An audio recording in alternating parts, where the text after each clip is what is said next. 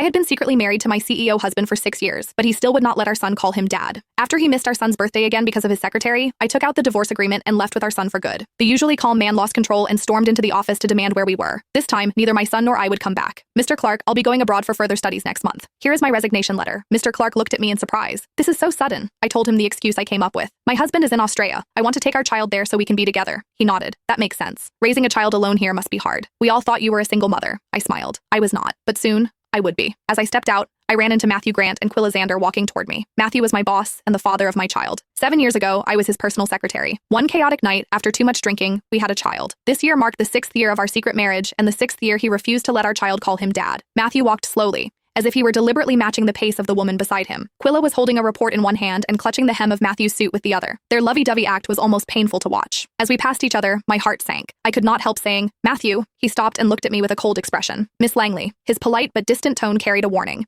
It was a reminder that this was the office. He was communicating that he was my boss and I was his employee. I understood what he meant and buried the feelings I had already been suppressing. "Mr. Grant." Matthew gave a small nod and kept walking, as if I were a stranger. I laughed bitterly at myself and swallowed the words about my resignation. He would not care anyway. My phone lit up. It was a message from my son on his smartwatch. "Mom, will Dad come home for my birthday?" I froze for a moment and instinctively looked back. I saw Matthew leaning down to speak gently to Quilla. Someone passed by and he instinctively shielded her. His eyes were full of tenderness. I suppressed the ache in my chest and texted Matthew. "Today is Tyler's birthday. Are you free tonight?" Across the hall, I saw him check his phone. Less than 3 seconds later, he put it down without a change in expression. As I looked at the unanswered message, I laughed bitterly at myself. I thought, "Whitney, get a grip. You should have known he would never love you. What were you even expecting?" I put my phone back in my pocket, took a deep breath, and walked away. I thought, "Matthew, soon you'll be free." After leaving the office, I went straight to Tyler's kindergarten to pick him up. As soon as he saw me, he said, "Mom, today's my birthday. Will Dad celebrate with me?" On the crowded street, my eyes filled with tears. "Your dad?" Before I could finish, my phone buzzed. Matthew had finally replied. "I'm free. I'll come home." A rush of joy hit me. I nodded eagerly. "Tyler, don't worry. Your dad will come home today." Tyler clapped and jumped into my arms, thrilled. After 6 years of marriage, this was the first time Matthew had agreed to celebrate Tyler's birthday. That night, I prepared a full meal, and Tyler finished his homework early.